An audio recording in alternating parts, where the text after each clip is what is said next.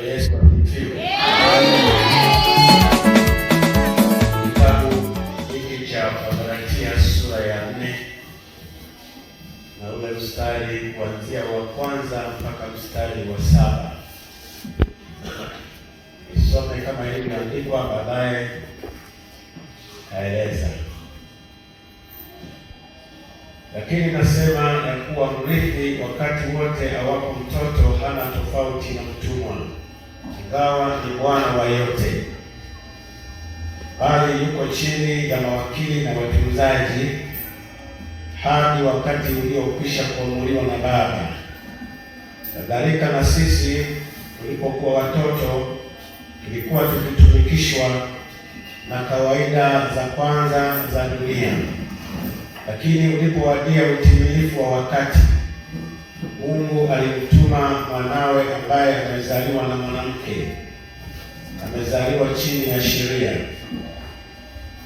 kusudi awakomboe hao waliokuwa chini ya sheria, ili sisi tupate kupokea hali ya kuwa wana. Na kwa kuwa ninyi mmekuwa wana, Mungu alimtuma Roho wa mwanawe mioyoni mwetu, aliaye Aba, yaani Baba. Kama ni hivyo, wewe si mtumwa tena, bali u mwana, na kama u mwana, umrithi wa Mungu. Bwana Yesu asifiwe. Siku ya kwanza asubuhi tulizungumza habari ya utimilifu wa wakati, na jioni tukazungumza habari ya Mungu kumtuma mwanawe Yesu Kristo. Lakini jana asubuhi tukazungumza habari ya kwamba Yesu Kristo alizaliwa kama mwanadamu halisi, asilimia zote 100. Lakini pia jioni tukazungumza habari ya Yesu Kristo alizaliwa chini ya sheria, na kila sehemu nilieleza.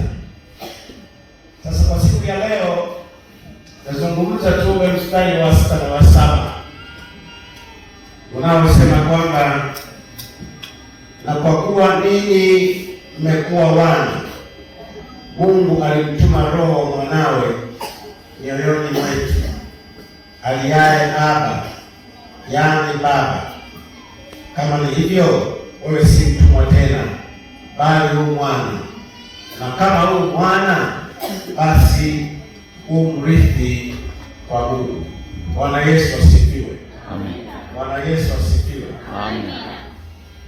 Kwa hiyo mimi na wewe kama tu wana wa Mungu, kama tu warithi kwa Mungu, basi tumeitwa. Bwana Yesu asifiwe. Amen. Wewe kama ni mwana na wewe kama ni mrithi kwa Mungu, basi tumeitwa.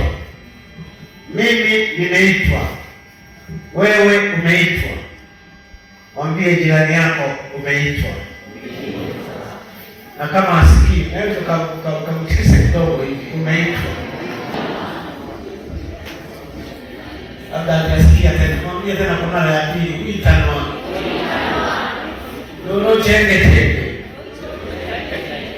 Lakini uitanwa.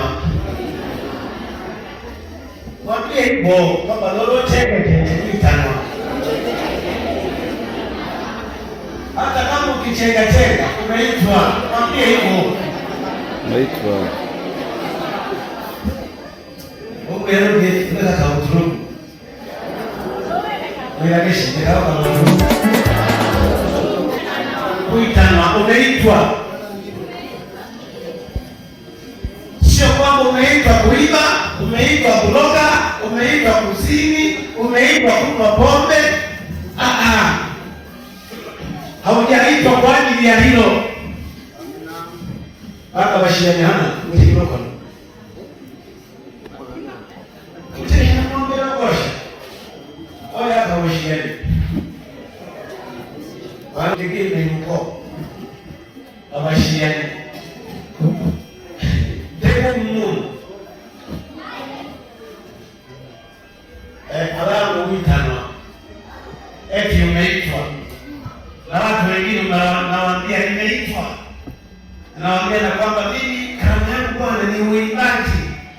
karama yangu Bwana ni utoaji.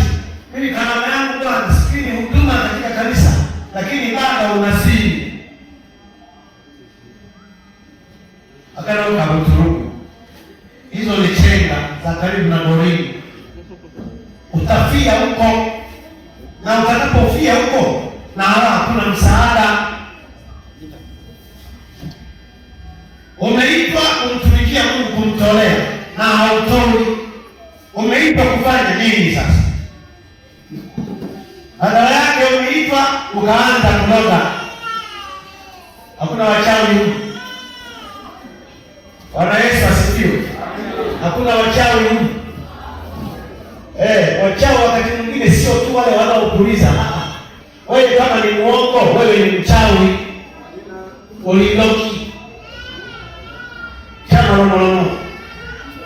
Mtendo rono. Waongo ni waongo ile mkono yenu. Mtu uchana ndio, lakini ulinda na kupotoa usile. Wewe hata uogopi mvua.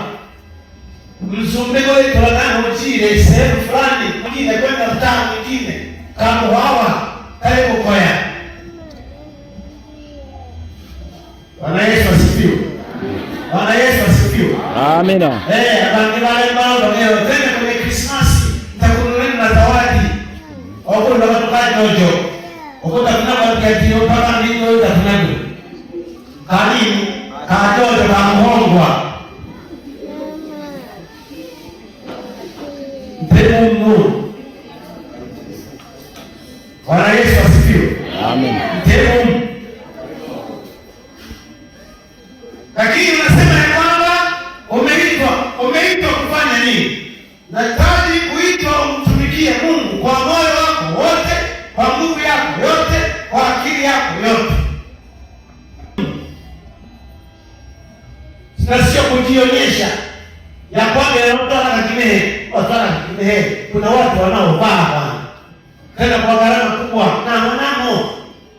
Ukienda sehemu fulani hata ile vazi yako uliyovaa nipatia wa mlangoni, na kule mtu maiki na fara kile nipatia na wapi wa mlangoni. Ndio nao vitu nachoa bwana siku ya Krismasi. Amina. Bwana Yesu asifiwe. Amina. Bwana Yesu asifiwe. Amina. Tunahitaji kumtumikia Mungu wapendwa. Nimeitwa, tumeitwa sisi sote. Ulipoingia ndani ya kanisa, maana yake ni kwamba ni kweli umeitwa. Yawezekana hauelewi mambo fulani, lakini kuambia umeitwa, bado tu unachenga, lakini umeitwa. Amina. Unahitaji kuitika. Na baada ya kuitika uanze kufanya kazi ile Mungu aliyokuitia. Bwana Yesu asifiwe. Amen. Bwana Yesu asifiwe. Amen. Umeitwa na Bwana. Na wokovu ni kuambie mpendwa, wokovu sio safari ya mwisho. Wokovu si safari ya mwisho, bali ni mwanzo wa maisha mapya. Mwanzo wa maisha mapya. Maisha mapya yakoje? Maisha mapya ni yule mtu aliyezaliwa mara ya pili, aliyemwamini Yesu Kristo, aliyeitwa na Bwana kwa sauti na akaitika, niko hapa, nitume mimi Bwana, niko tayari kufanya kazi yako. Wewe tayari utakuwa unayo maisha mapya ya kwenda kumtumikia Mungu kwa ukamilifu na kwa uaminifu. Bwana Yesu asifiwe. Amina. Bwana Yesu asifiwe sana. Amen. Abangate dede Krismasi ni kule kuna nyama. Yangaka ile ni sikuacha kabisa. Basi pale ndio kaagete. Watu tumekujilia. Wewe shikata bila jamba mekaribia wakati wa kula. Unakufa. Na ngopi ni hapa moja tu. Badala ya kumtumikia Mungu kwa wito wako huo. Bwana Yesu asifiwe. Wito wako ni nini? Umeitwa kufanya nini? Nafasi yako ipi katika kanisa? Unafanya nini katika kanisa? Bwana Yesu asifiwe. Amina. Ukisoma kitabu cha Wakorintho ya pili sura ya 5 mstari wa 17 na Yohana sura ya 3 mstari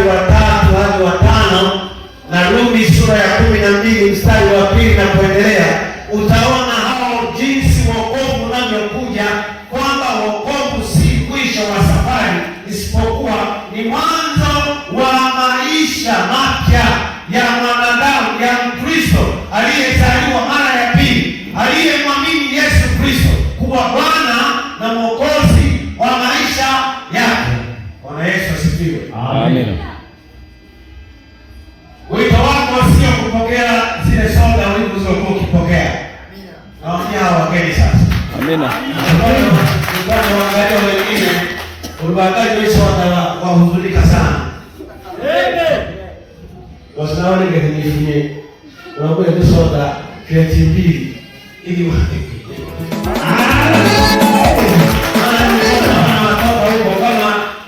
shilingi 1000.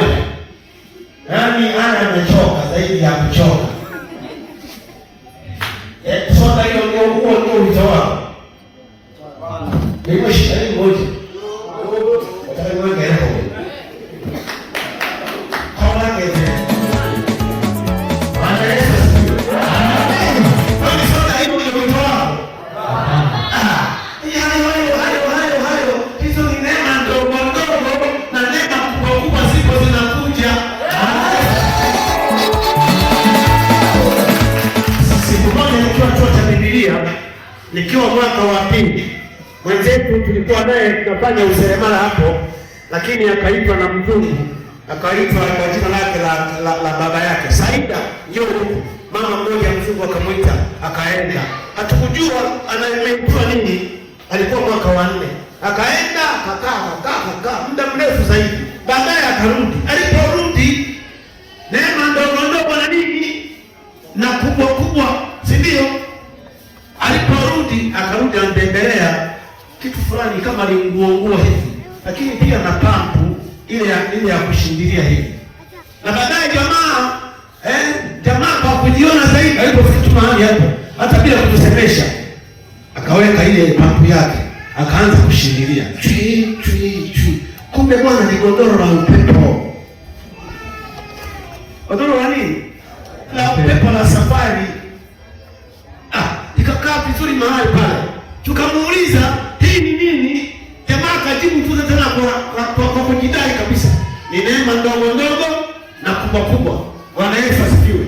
Amen. Kwa hiyo sipo neema ndogo na kubwa hapa duniani, lakini iliyo kubwa zaidi ni ule uzima wa milele. Bwana Yesu asifiwe.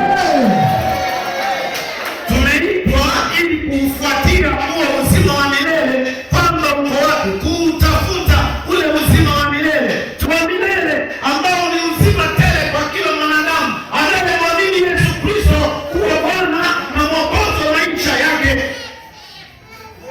Bwana Yesu asifiwe. Amen. Bwana Yesu asifiwe. Amen. Bwana Yesu asifiwe. Amen. Bwana Yesu asifiwe. Bwana Yesu asifiwe. Amina. Kajamaa akanijali kabisa. Sema jiwe. Umeitwa kufanya nini? Na upo kanisani miaka nenda rudi, umefanya nini? Bwana Yesu asifiwe. Sema jiwe. Upo kanisani miaka 20, leo wengine 50, wengine 60. Umefanya nini? Lakini nikwambie, neema imeshuka kwetu. Yesu Kristo alizaliwa kama mwanadamu na akazaliwa chini ya sheria ili anikomboe mimi, akukomboe wewe katika dhambi iliyokuwa imetulemea. Na Yesu Kristo alipokuja akasema imekwisha. Bwana Yesu asifiwe. Amen. Bwana Yesu asifiwe. Amen. Bwana Yesu asifiwe. Amen. Hawa huko wasemi amina hawa. Wacha leo wafuatilie hawa. Bwana Yesu asifiwe. Yes. Tukashimuliko. Waweja. Tuko pamoja. Na huko sema jiwe.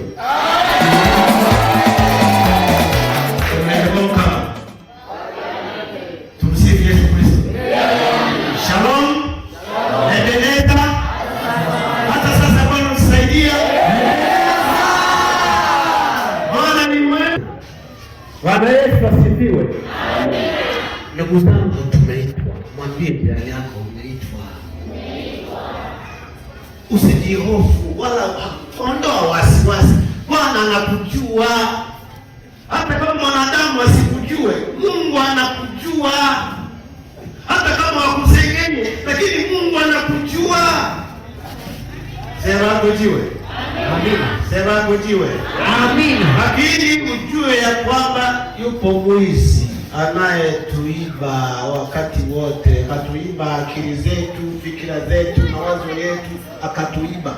Na baada ya kuibiwa atakutumikisha. Maana muda wake yeye ni mchache. Amekwisha kuhukumiwa tayari. Yeye hakuna kwenda mbinguni. Aliambiwa full stop. Ni hapo hapo. Mwisho. Hautakwenda wapi? Mbinguni. Kwa hiyo anajitahidi kwa kila tunapoitwa leo. Sasa uwe na akili zaidi. Akikuiba huyo, atakuibia katika sehemu fulani. Usilipende neno la Mungu ukapenda kitu kingine. Bwana Yesu asifiwe. Amina. Kuna kuibiwa kwa ujanja. Lakini pia kuna kuibiwa peupe. Siku moja mimi niliibiwa.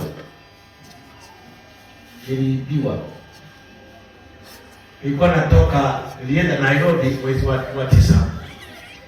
Pale mpakani wakati wa kurudi kule kuchange zile hela. Si ndio? Nilikuwa na shilingi 21,000 za Kenya. Tulikuwa wawili na mchungaji wote. Mchungaji Msele na mimi. Kaingia mfukoni, ndio nilikuwa wa kwanza mimi kuchange hiyo hela. Bwana Yesu asifiwe. Amen. Shilingi 21 hela ya Kenya. Kwa hela ya Tanzania ni shilingi 400,000 na point kaweka mfukoni. Na mwenzangu naye alikuwa na shilingi 10,000. Sawa na shilingi ngapi? 200,000. Na akaweka mfukoni. Tukachukua bodaboda hapo, tukavuka, tukaenda kugonga muri, tukaenda kwenye mabasi.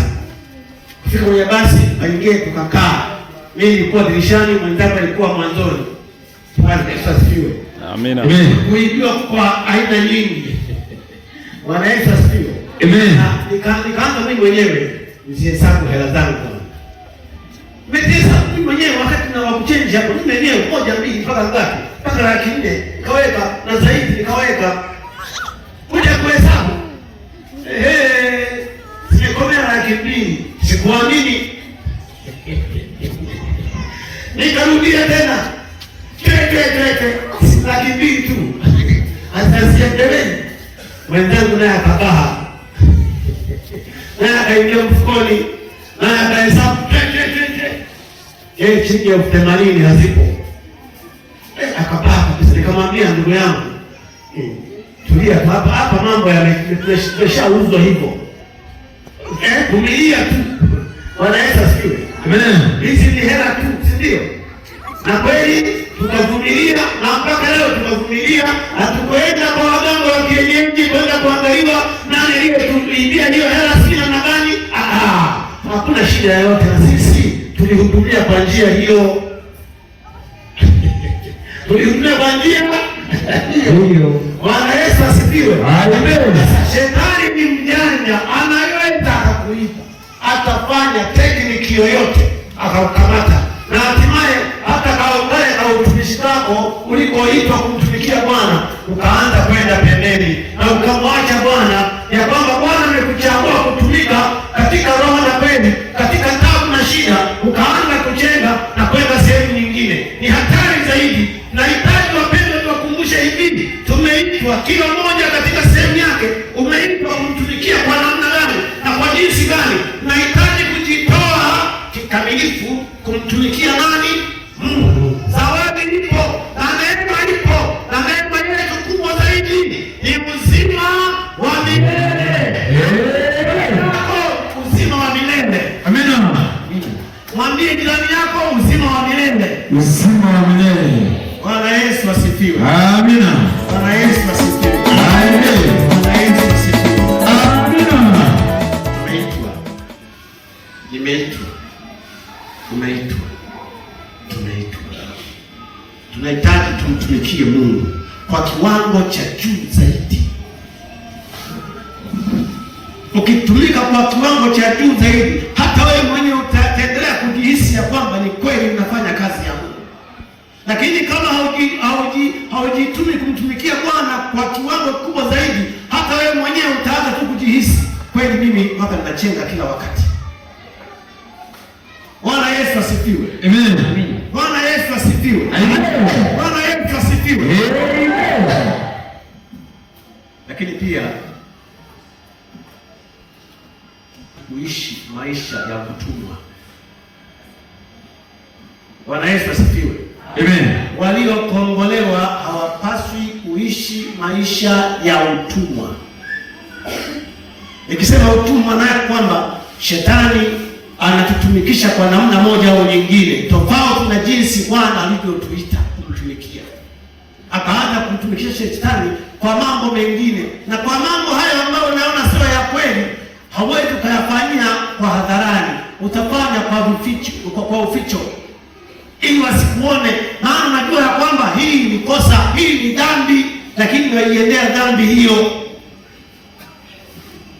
Bwana Yesu asifiwe. Amen. Bwana Yesu asifiwe. Amen. Kwa hiyo watu waliookolewa na Bwana hatupaswi kuenenda vinginevyo, hatupaswi kuenenda kama watumwa. Mtumwa maana yake nini? Yuko kwenye sehemu fulani, kwenye selo fulani, anasikiliza sauti ya mtumwa wake, mtumishi wake yule mkubwa, ndio unafanya.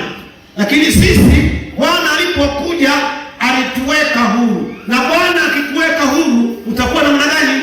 Utakuwa huru kweli kweli. Roho Mtakatifu hawezi akakuacha, atakuonyesha maisha ya haki. Utaishi maisha ya haki bila shida yoyote. Hata watu wengine watakushuhudia ya kwamba huyu Bwana, na kama utasingiziwa neno, watu wengine wasema kwamba huyu hapana, huyu mnamsingizia, huyu Bwana mtu mwenye haki. Maana yake nini? Roho Mtakatifu ndiye anayesaidia kutuweka katika mahali palipo salama na amani. Bwana Yesu asifiwe. Amen.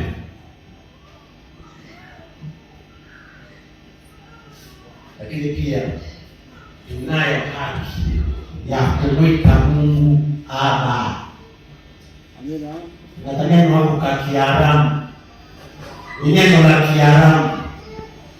Tuna haki ya kumwita Mungu nani? Aba. Nakurudia Baba yangu, mpendwa wangu, mshauri wangu, kiongozi wangu, mkuu wangu. Ndiyo maana ya Aba. Baba maana yake msaada wangu. Hatuna budi kumwita Mungu wetu Aba, au Mungu wetu mpendwa wangu, Mungu wa mbinguni uliyenitoa katika dhambi na katika hatia, ukaleta katika mahali pa salama. Aba ni neno la Kiaramu. Bwana Yesu asifiwe. Amen. Bwana Yesu asifiwe. Amen. Kwa hiyo mtu aliyekombolewa anapaswa kuishi maisha kama mwana na si kama mtumwa tena. Mtu aliyekombolewa na Bwana anaishi kama mwana na wala si mtumwa tena, maana uko huru, umekombolewa kwa gharama kubwa, kwa upendo na kwa nguvu zote kwa ajili ya Bwana. Bwana Yesu asifiwe sana. Amen. Bwana Yesu asifiwe. Amen. Kwa hiyo ndugu zangu, nahitaji kutambua ya kwamba Mungu ametuita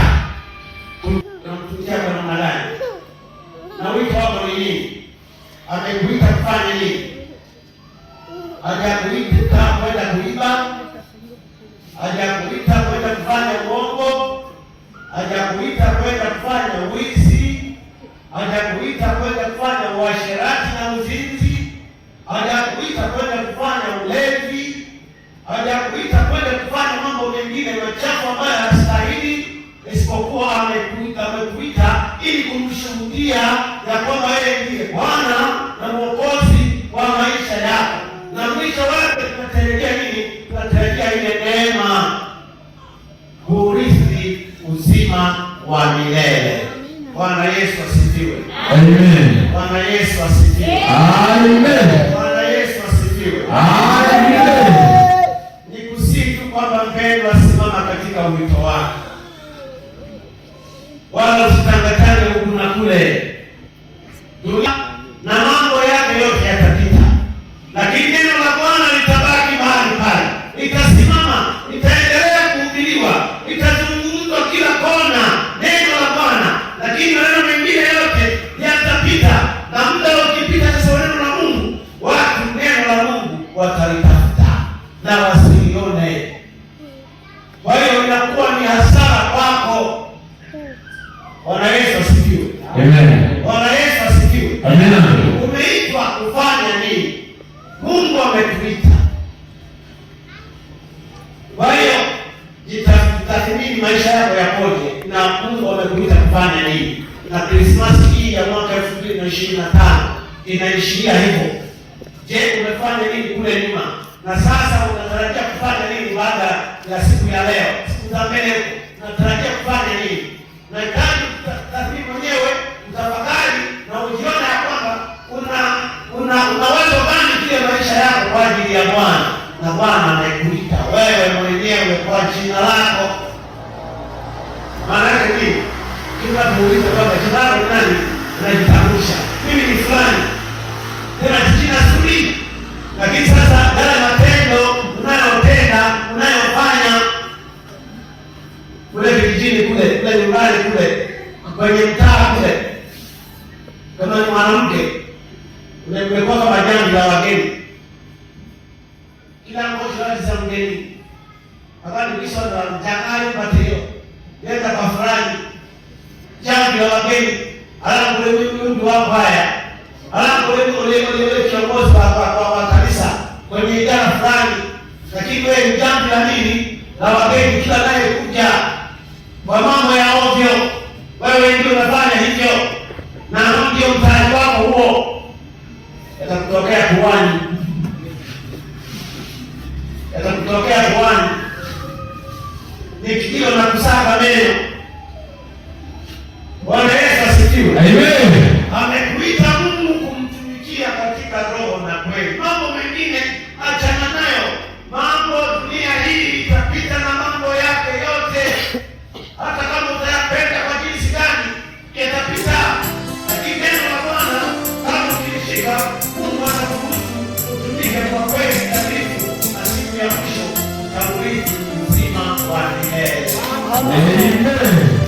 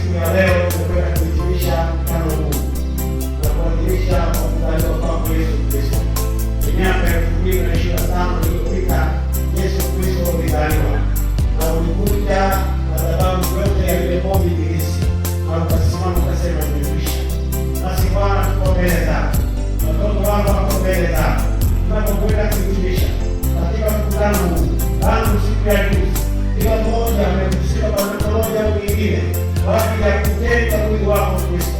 Baba wa mbinguni, usituache hivi. Baba, katubariki kwa kila mmoja, simama kila mmoja Bwana, utakase kwa damu yako. Onekana Bwana, na wainua watoto wako na watumishi wako mbele zako, ya kwamba wewe ni Bwana kimbilio, msaada na nguvu wakati wote. Baba, tuweze kusimama pamoja na kila mmoja utakapoondoka mahali hapa kwenda kila mmoja mahali pake. Amani yako Kristo ipate kutulinda, ipate kutuongoza tuingiapo na kutoka ndani ya malango yetu. Baba wa mbinguni, baraka zako zipate kuonekana kwetu, ukitukumbia Roho Mtakatifu wako ukaseme wewe Mfalme. Asante kwa matendo yako makuu, asante kwa uaminifu wako. Unaendelea kusimama na kila mmoja, wakubwa kwa wadogo, wazee kwa vijana, kwa jina la Yesu Kristo. Hili ndio kanisa lako ulilonunua kwa damu yako ya thamani, kanisa ambalo Bwana linakuimbia, linakushuhudia wewe uliye Mungu pekee. Baba wa mbinguni, usituache, tumike Bwana kwa utukufu wa nguvu yako. Asante Yesu Kristo, maana fadhili zako ni za milele. Nikiomba na kutumaini, nikupitia jina la Mungu Baba na Mwana